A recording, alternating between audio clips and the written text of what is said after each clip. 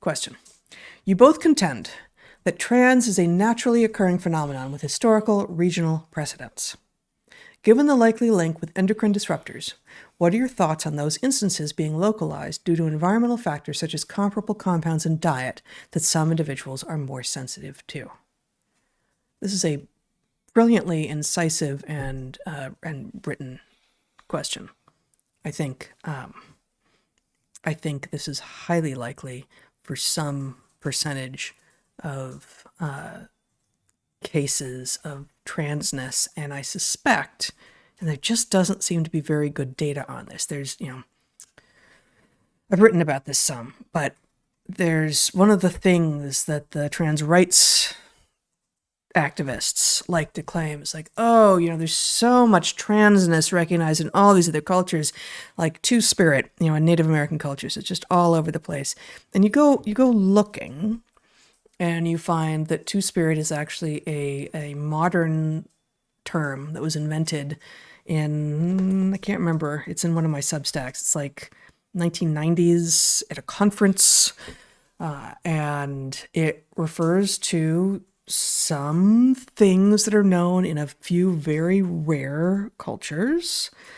And what I predict is that trans, to the degree that it has been understood and common enough to be recognized within cultures before now, has in fact been highly local in at least space and probably even to some degree time, and that will have some particular set of explanations, one of which may be endocrine disruption or developmental disruption due to local terroir or water or I don't know what else.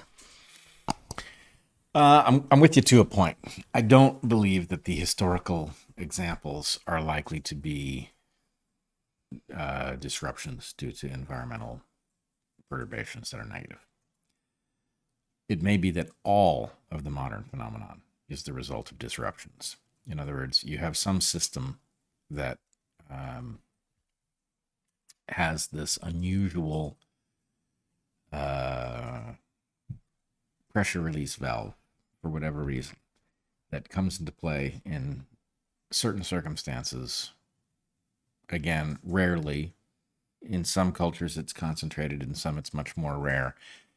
And then you have total chaos with respect to the inputs to our system, both chemically and socially and informationally. And it triggers the arbitrary manifestation of some pattern that may not even be the same pattern. It may just look like it, right? Or it may be that there's some pattern, that dysphoria is dysfunction, and some explanation with real, ancient, but rare roots is the thing that we analogize it to in order to just explain what it is. So I'm not arguing that any of the modern phenomenon is necessarily the same as the ancient phenomenon, but if the ancient phenomenon were the result of disruption, let's say endocrine modifiers in the soil or whatever, you would expect selection to correct it pretty quickly, because the evolutionary cost, if it is not functioning as a feature, the evolutionary cost of disrupting something is fundamental as your role in the reproductive mode of your culture is huge.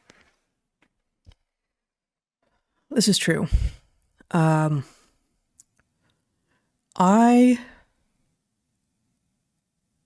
It may be that we're going to struggle over the word disruption here. Yep. That it seems to me that historic trans,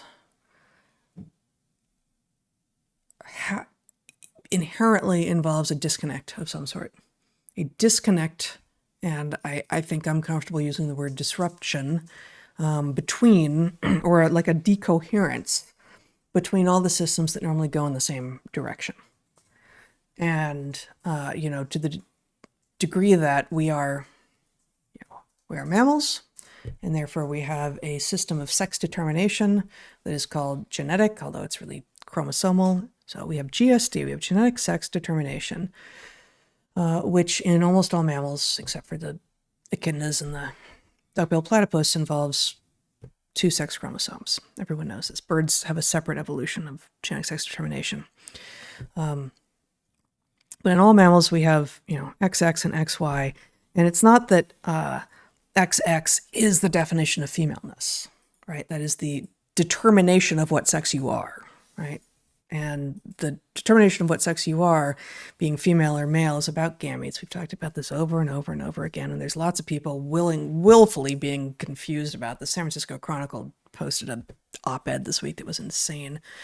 But Post op-ed.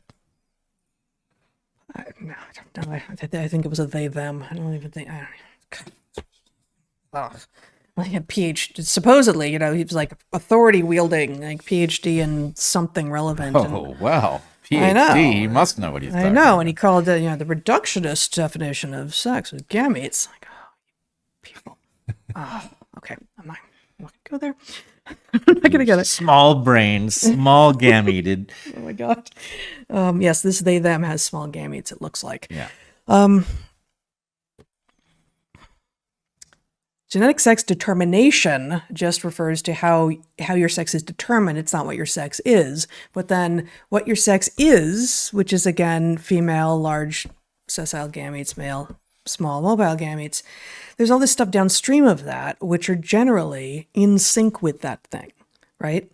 So, your anatomy and your physiology and your endocrinology and stuff about the way your brain is wired and your behavior and your interests and this, that, all of these things, right, will tend to go this way. Although the more culturally informed and the longer period during which you can be informed, either, chemically or biologically or culturally, the less true to the actual sex that you are, those other renderings of your sex are going to be.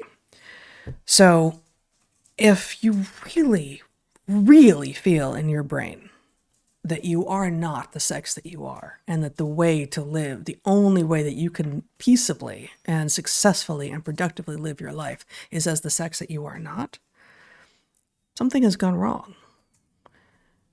And there, we have known a few such people, and they are living successfully,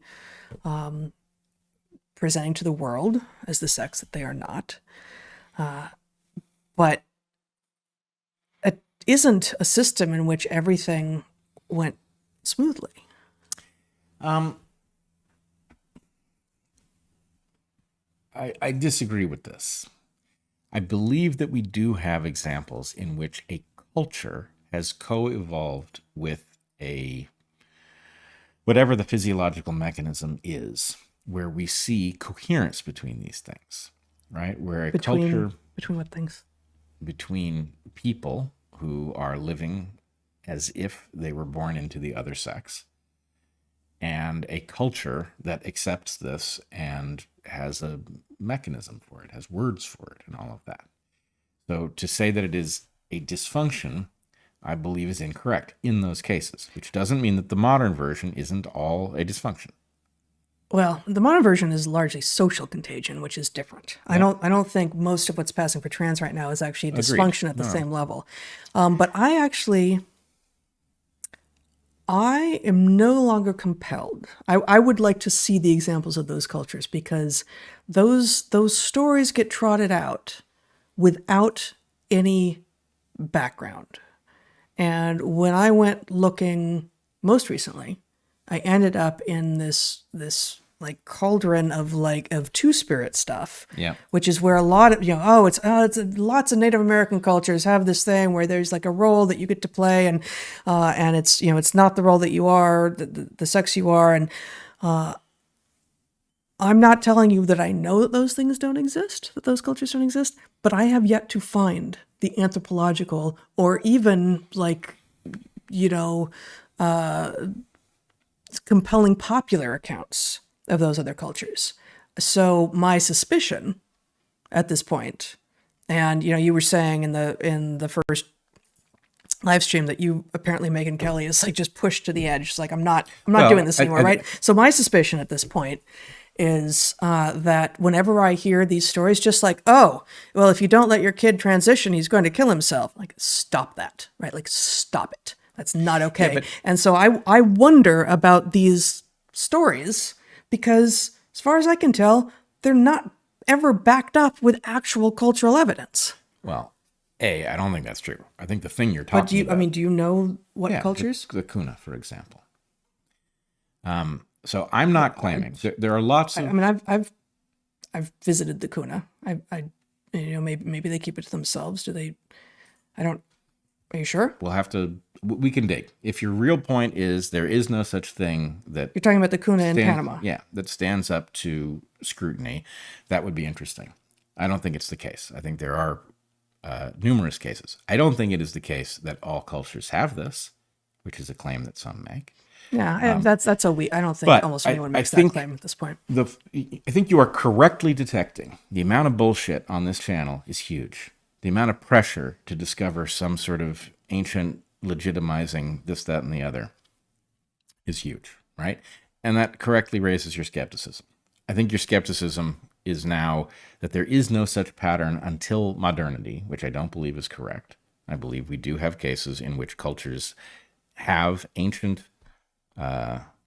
maybe trans is the wrong term. Well, so my position now is I've gone looking. I don't find it. It's now on, you in this case, or Fair anyone else. Like you now need to deliver the receipts. Like I've gone looking. I don't find it. So I am tired of taking on faith. Sure. Oh yeah. Oh well. Of course, there's the cults. Like That's a totally- no. totally- The default assumption is no, there are not, and therefore you have to provide the evidence. Okay, but I think it's a fair challenge. But I still think this doesn't go to let's say it's dysfunction, okay? Let's say that there's no evidence for any historical whatever, okay? There still are people who are truly disrupted in this way, okay? Yes. Truly disrupted in this way because of something that happened to them developmentally, which presumably they did not choose. Yes. Okay?